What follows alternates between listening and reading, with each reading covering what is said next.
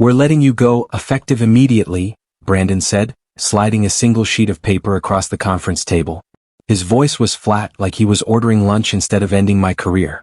I stared at the termination letter, my name printed at the top in bold. Alex Carter, Senior Sales Executive.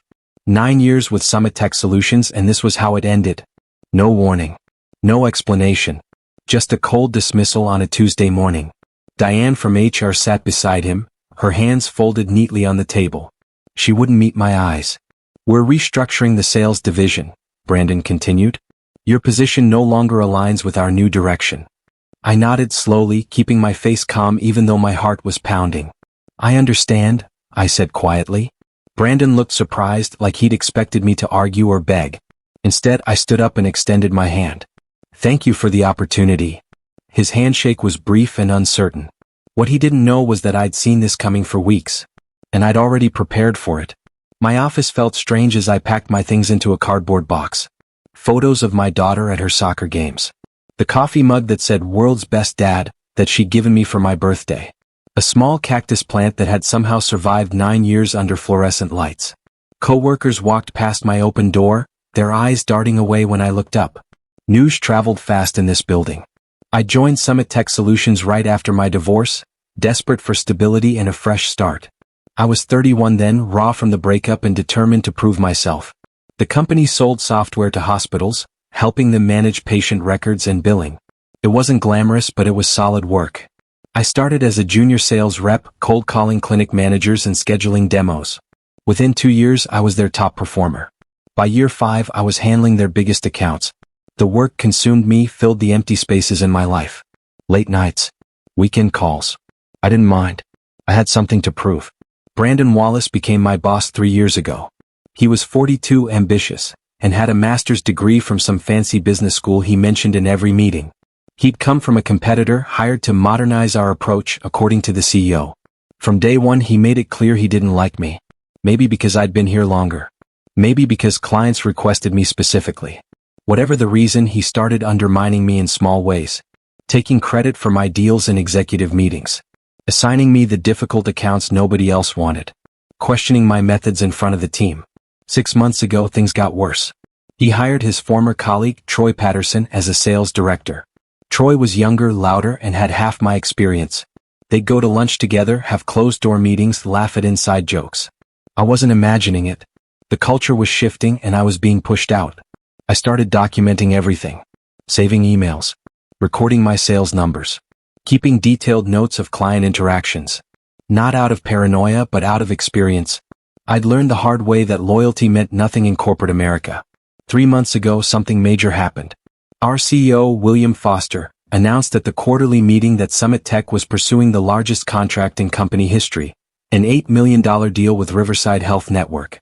Riverside operated 42 hospitals across 6 states. Landing them would triple our annual revenue.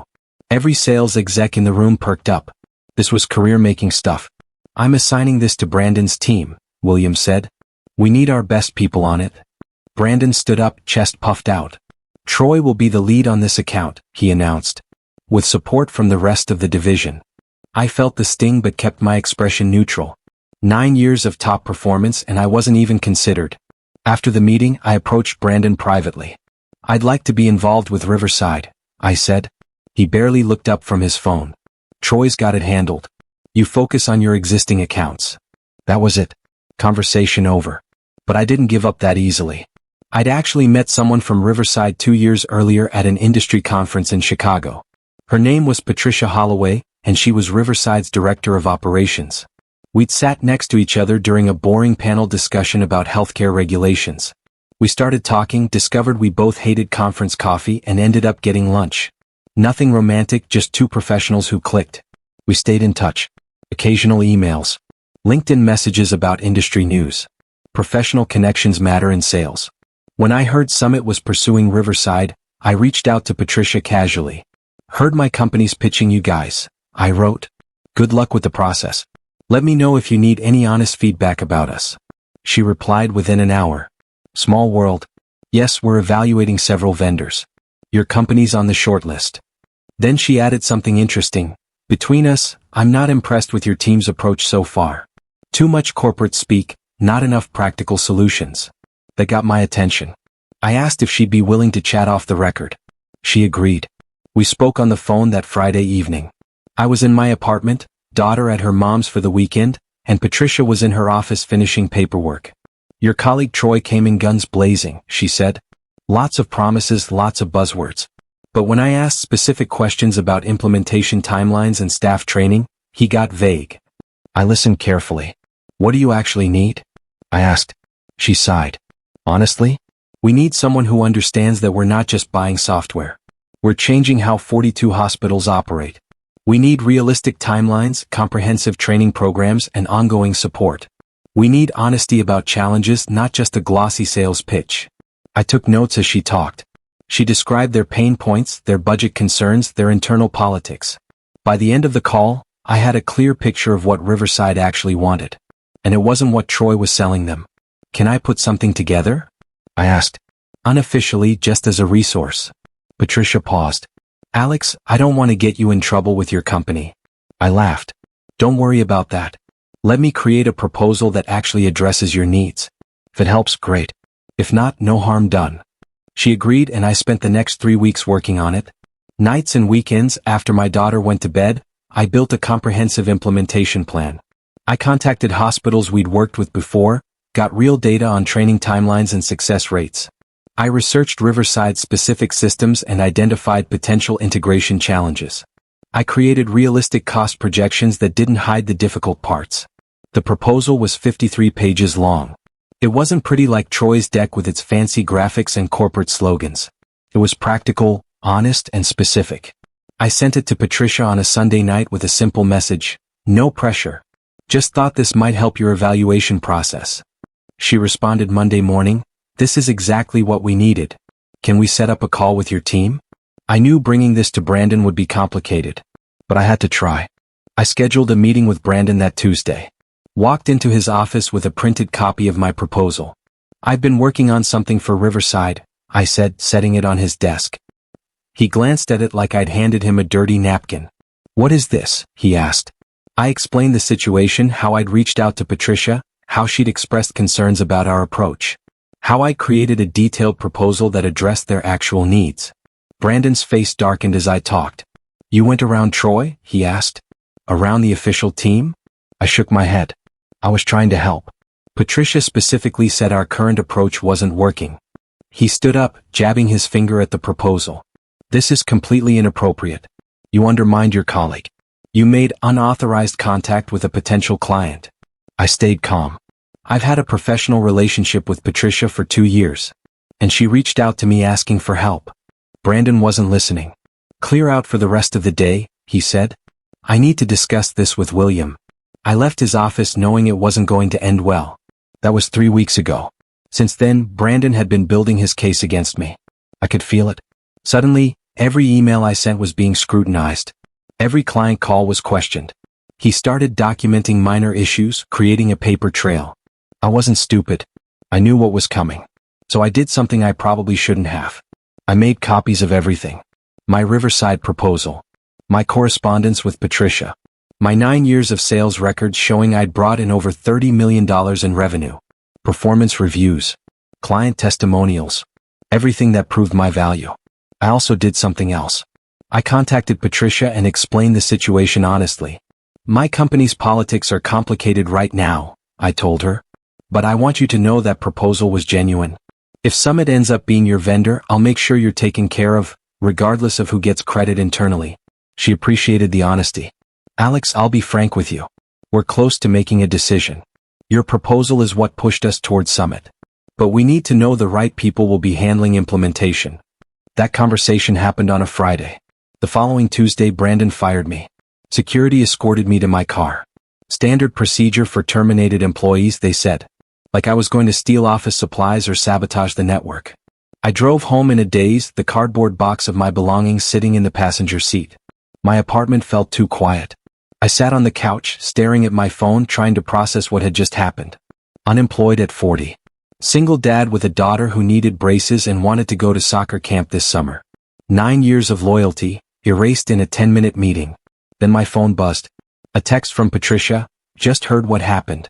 Call me when you can. I called her immediately. Brandon told us you were let go for misconduct, she said. Something about unauthorized client contact and violating company protocols. I felt my jaw clench. That's not what happened. I reached out to help and he saw it as a threat. Patricia was quiet for a moment. Alex, we're supposed to sign the contract with Summit next week. But honestly, after hearing this, I'm reconsidering. If they're willing to fire the one person who actually understood our needs, that's a red flag. An idea formed in my mind. Dangerous maybe, but also potentially perfect. Patricia, can I ask you something? When you sign with a vendor, does the contract specify which personnel will be handling your account? She thought about it. Usually yes. We include key personnel clauses. We want to ensure consistency and that we're working with qualified people. I took a breath. What if I wasn't with Summit anymore? What if I was independent? There was a long pause. Are you suggesting what I think you're suggesting? She asked. I explained my idea. I'd form my own consulting company. Summit's software was good, but implementation was where they always struggled. I could license their software, provide the implementation services myself, and give Riverside exactly what they needed. Patricia would get better service. Summit would still get their software licensing fees. And I'd have my own business.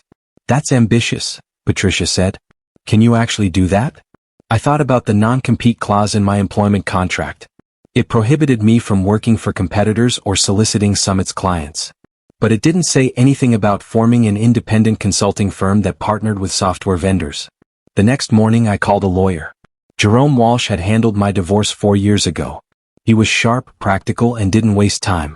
I explained the situation and asked him to review my employment contract. You're looking for loopholes, he said. It wasn't a question. I'm looking for options, I corrected. He called me back that afternoon. Your non-compete is restrictive but not ironclad. You can't work for a direct competitor. You can't solicit existing Summit clients. But here's the interesting part. Riverside isn't technically a Summit client yet. No contract's been signed. I felt a surge of hope. So if I approach them now before the deal closes? Jerome was careful with his words. You'd be on shaky ground ethically but probably not legally. Especially since you initiated the relationship with Riverside before your termination. However, here's what I'd recommend. Don't solicit them. Let them come to you. Smart advice. I spent the next 2 days setting up Carter Solutions LLC. Filed the paperwork. Created a basic website. Established a business bank account. Cost me most of my savings, but it was done. I had a company. Now I needed a client. I didn't contact Patricia. That was the hardest part, sitting back and waiting. But Jerome was right. If she came to me, the legal ground was much firmer. 3 days after my firing, my phone rang. Patricia. Alex, we've made a decision. We're not signing with Summit. My heart sank. Had I cost them the deal entirely? We want to work with you, she continued. Directly. Your consulting firm. I couldn't believe what I was hearing. Patricia, are you sure? This could complicate things. She laughed. Let me tell you what happened. After you were fired, Troy came in for what was supposed to be our final meeting. I asked him specific questions from your proposal, things about implementation timelines and training protocols. He couldn't answer them. He hadn't actually read your work, Alex. He just skimmed it and figured he'd wing it. I shook my head. Typical Troy. When I pointed out that the person who created the proposal was no longer with Summit, he said, and I quote, "Don't worry, we have plenty of capable people. Like you were replaceable." Her voice had an edge to it. That told me everything I needed to know about how Summit values their real talent. We met the next day at a coffee shop halfway between our cities. Patricia brought her CFO, a serious woman named Brenda Collins, who asked tough questions about my ability to deliver on an $8 million contract as a one-person operation. I'll be honest, I said. I can't do it alone.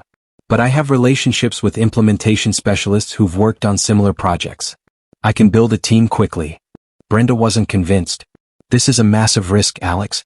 You have no track record as an independent consultant. I pulled out my laptop and showed them documentation I'd prepared. Here are 12 hospital implementations I personally managed at Summit. Contact information for their IT directors. They'll vouch for my work. Here's my proposal for staffing this project, including 3 implementation specialists I've already talked to who are willing to work contract-based. And here's a project timeline with realistic milestones and contingency plans. I showed them everything. My 9 years of experience, distilled into a presentation that proved I wasn't just some desperate ex-employee grasping at straws. I was a professional who knew exactly what he was doing. Patricia and Brenda exchanged glances. "Give us a week," Brenda said. It was the longest week of my life. While I waited, reality set in. I'd burned bridges with Summit. If Riverside didn't come through, I was finished. No job, no prospects, and a daughter counting on me. I told my ex-wife what happened, leaving out the risky parts. "You quit your job to start a consulting business?" she asked, her voice sharp with concern. "Not exactly," I said. "It's complicated." She didn't need to know I'd been fired. Didn't need to know I was betting everything on one deal. "Just make sure the child support doesn't stop," she said. "Hannah needs stability." I spent those 7 days preparing obsessively. Created detailed project plans. Reached out to the 3 specialists I'd mentioned, got formal commitments from them. Calculated costs down to the penny. Built backup plans for my backup plans. On day 6, my daughter came for her scheduled weekend visit. She was 12, smart as hell, and didn't miss much. "Dad, are you okay?" she asked over pizza that Friday night. I forced a smile. "Just working on some big stuff, sweetie. Everything's fine." She studied me with those serious eyes that reminded me so much of her mother. "You look worried." I couldn't lie to her. Sometimes in business you have to take risks. But I promise, no matter what happens, you and I are good. "Okay." Patricia called on day 8. "We're in," she said simply. I nearly dropped my phone. "Seriously?" She laughed at my reaction. "Brenda called 4 of your references. Every single one said you were the best they'd worked with. One said, and I'm quoting, 'If Alex Carter tells you he can deliver, get it in writing because that's as good as gold.'" We spent the next 2 weeks hammering out contract details. The final agreement was interesting. Riverside would work with Carter Solutions for implementation and training services, worth $3.2 million. For the actual software licensing, they'd contract directly with Summit Tech, worth $4.8 million. Here's where it got clever. The contract included a clause that Summit had to accept. All implementation services would be provided by Carter Solutions, with Summit providing only software support. It was a split deal. Summit would get their software sale but none of the lucrative implementation revenue. And they'd have to watch me, the guy they just fired, handle the entire deployment. Patricia knew exactly what she was doing. "This protects us," she explained. "We get your expertise plus Summit software. And frankly, after how they treated you, I'm not unhappy about the arrangement." I didn't tell Summit about the deal. Let them find out on their own. I focused on building my team and preparing for the project. 2 weeks after my termination, I was in my home office when my phone rang.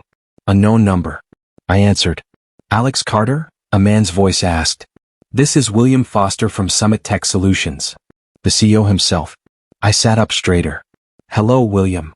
His tone was controlled, but I could hear confusion underneath. "I'm calling about a rather unusual situation. We've received a contract from Riverside Health Network.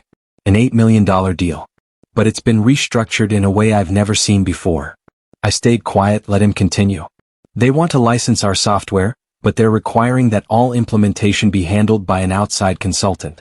Someone named Carter Solutions." He paused. "That wouldn't be you, would it, Alex?" I smiled even though he couldn't see it. "Yes, sir. That's my new company." Dead silence on the other end. "Then, you were fired 2 weeks ago for misconduct. How did you suddenly land our biggest potential client?" I kept my voice professional. "With respect, I was fired for doing my job too well. I built the relationship with Riverside over 2 years. I created the proposal that convinced them to choose Summit software. And when your company decided I was expendable, Riverside decided they'd rather work with me directly." William's voice hardened. "You're aware of your non-compete agreement?" I'd prepared for this. I've had it reviewed by legal counsel. I'm not working for a competitor. I'm not soliciting existing Summit clients. Riverside came to me and they're choosing to structure the deal in a way that benefits both of us. Summit still gets a $4.8 million software sale. You should be thanking me." Another long silence. "I need to speak with Brandon," he said finally. "We'll be in touch." He hung up. I sat back in my chair, heart racing. This was the moment I'd been waiting for. The moment when Summit realized what they'd lost. My phone buzzed with a text from Patricia. "CO called me. Tried to convince me to do the deal their way. I told him the contract terms are non-negotiable." I replied, "And?" She sent back, "He's reviewing it with his team. But Alex, they need this deal. Their quarterly earnings depend on it. They'll sign." She was right. Summit had announced the Riverside pursuit to their shareholders. Backing out now would crater their stock price. They were stuck. That evening, Jerome called. I just got a very angry voicemail from Summit's legal counsel. They're threatening to sue you for tortious interference. I felt a spike of anxiety. Can they do that? Jerome chuckled. They can try. But they won't win. You didn't steal their client. You provided superior service and the client chose you. That's called competition. 3 days later, Summit signed the contract. They had no choice. The way the deal was structured, they couldn't access the $4.8 million software licensing fee without accepting my involvement in implementation. William called me again, his tone defeated. We're signing under protest, he said. But know this, Alex. I'm launching a full investigation into how this happened. If you violated any terms of your employment, we will pursue legal action. I'd expected this. William, with respect, I suggest you investigate how Brandon Wallace has been managing your sales division. You might find some interesting patterns in who gets credit for whose work. That hit home. There was a pause, then, what are you talking about? I kept copies of everything, remember? Pull the records on the Morrison Health deal from 2 years ago. Brandon presented it to the board as Troy's achievement. Was mine. Same with the Lancaster medical contract. And 4 others. Brandon's been taking credit for my work for 3 years while simultaneously pushing me out. I could hear typing in the background. William was looking it up in real time. Why didn't you say something earlier? He asked. I laughed bitterly. I did. Multiple times. I documented it in emails to HR. Nobody cared because Brandon was the golden boy with the fancy degree. I was just the worker bee who actually brought in revenue. The investigation William launched didn't target me. It targeted Brandon. Within a week, the truth came out. Brandon had been systematically taking credit for my deals, inflating his own performance metrics, and undermining me to eliminate someone who threatened his position. The board was furious. Not just because of the ethics violations but because letting me go had nearly cost them their biggest deal ever. Troy was exposed too. His entire track record was based on work he hadn't actually done. He'd been riding on the reputation Brandon built by stealing my achievements. I heard through former colleagues that Brandon was fired. Troy resigned before they could terminate him. The sales division went through a complete restructuring. Part of me felt vindicated. Most of me just felt tired. Revenge was supposed to feel better than this. But you know what did feel good? The contract signing with Riverside. Patricia invited me to their headquarters for the official kickoff meeting. I walked into that boardroom as CEO of Carter Solutions, not as someone's expendable employee. Brenda was there, along with their entire executive team. Welcome, Alex, Patricia said, shaking my hand firmly. We're excited to start this partnership. The Riverside implementation took 6 months. I hired the 3 specialists I'd mentioned, plus 2 more. We worked around the clock, traveling to different hospital locations, training staff, troubleshooting problems. It was exhausting and exhilarating. Every milestone we hit, every successful system deployment, felt like proof that I'd made the right choice. My daughter noticed the change in me. Dad, you smile more now, she said one weekend. I hugged her. Yeah, sweetie. I guess I do. The project wrapped up in March, 2 weeks ahead of schedule and under budget. Patricia sent me an email that I printed and framed. Alex, your team exceeded every expectation. This is what professional service looks like. The final payment came through, $3.2 million to Carter Solutions. After paying my team, expenses, and taxes, I cleared $890,000 personally. More money than I'd made in 3 years at Summit. But it wasn't about the money. It was about proving my value, about showing that loyalty and quality work still mattered. Word spread quickly in the industry. Other hospital networks reached out asking if I was taking new clients. Within 6 months of leaving Summit, I had 3 more contracts. Carter Solutions went from a desperate backup plan to a thriving business. I hired 2 full-time employees. Rented actual office space. Built a reputation for delivering what I promised. A year after my firing, I got an unexpected email. William Foster wanted to meet. I was suspicious but curious. We met at a restaurant downtown, neutral territory. William looked older than I remembered. Tired. Alex, I owe you an apology, he said once we'd ordered. I raised an eyebrow. That's not what I expected to hear. He sighed. The investigation into Brandon revealed some ugly truths about our culture. We were rewarding the wrong behaviors. Promoting style over substance. I take responsibility for that. I nodded but stayed quiet. We've made changes, he continued. New sales leadership. New HR policies. Better oversight. But the damage was done. We lost you and it cost us. He pulled out a folder. I'm not here to offer you your job back. I know you've moved beyond that. But I wanted you to see this. Inside was a memo to Summit's board, detailing the Riverside deal and my role in securing it. It gave me full credit, acknowledged that my firing was unjust, and outlined compensation Summit owed me. This is a settlement offer, William explained. For wrongful termination. $185,000 plus a formal letter of apology. I stared at the papers. Why now? He met my eyes. Because it's the right thing to do. And because I hope someday you might consider working with us again. Not as an employee. As a partner. I took the settlement. Not because I needed the money but because it was an acknowledgement of what happened. The apology letter went into my office, next to Patricia's email. Reminders that standing up for yourself sometimes works out. I didn't partner with Summit though. Too much bad history. Instead, I grew Carter Solutions organically, building relationships based on trust and delivering quality work.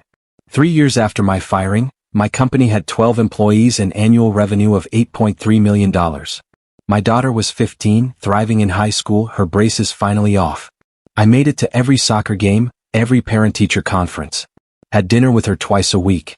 The anger I'd felt toward Brandon and Summit had faded into something quieter.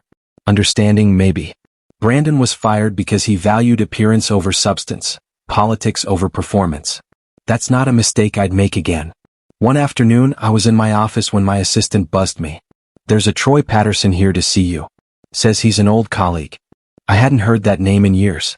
Send him in. Troy looked different. Older, humbler. The cocky confidence was gone. Alex, thanks for seeing me, he said. I wasn't sure you would. I gestured to a chair. What can I do for you? Troy shifted uncomfortably. I'm working for a small software vendor now. Sales position. It's fine, but I wanted to say something I should have said years ago. He met my eyes. I'm sorry. I knew Brandon was taking credit for your work. I benefited from it. I didn't speak up because it helped my career. That was wrong. I studied him for a moment. He seemed genuine. Apology accepted, I said. We all make choices. Some work out, some don't. He nodded. I heard about what you built here. It's impressive. You did what most people only talk about. We talked for another 20 minutes. He asked advice about his career. I gave him honest feedback. When he left, I felt something unexpected. Peace. The whole experience had taught me something important. Companies don't value loyalty until they've lost it. Bosses don't recognize talent until it's gone. And sometimes getting fired is the best thing that can happen to you. Not because revenge feels good, though that has its moments, but because it forces you to see your own worth clearly. Brandon did me a favor by firing me. He freed me from a situation where I was undervalued and underutilized. He pushed me toward building something that was actually mine. Would I recommend getting fired as a career strategy? Absolutely not. But if it happens, if you find yourself holding that termination letter and feeling like your world is ending, remember this. Sometimes the ending is actually a beginning. Last month, I spoke at an industry conference. The same one where I'd met Patricia 6 years ago. My talk was titled Building Value Through Service, Not Politics. 200 people attended. Afterward, several came up to share their own stories of being undervalued, fired, or pushed out. What you did is inspiring, one woman said. I shook my head. What I did was survive. Then I built something. Anyone can do that. That night, I called my daughter from my hotel room. She was 16 now, starting to think about college. How was your speech? She asked. Good. Made me think about how far we've come. She was quiet for a moment. Dad, I'm proud of you. You know that. My throat tightened. That means everything, sweetie. After we hung up, I stood at the window looking out at the city lights. 9 years ago, I'd been a divorced guy desperate for stability, willing to accept being undervalued because I was afraid of change. Then Brandon fired me and everything shifted. The $8 million deal wasn't just business. It was proof that quality work matters, that relationships matter, that standing up for yourself can actually work out. Brandon taught me an important lesson, though I doubt he meant to. Sometimes the best revenge isn't revenge at all. It's building something better and letting your success speak for itself.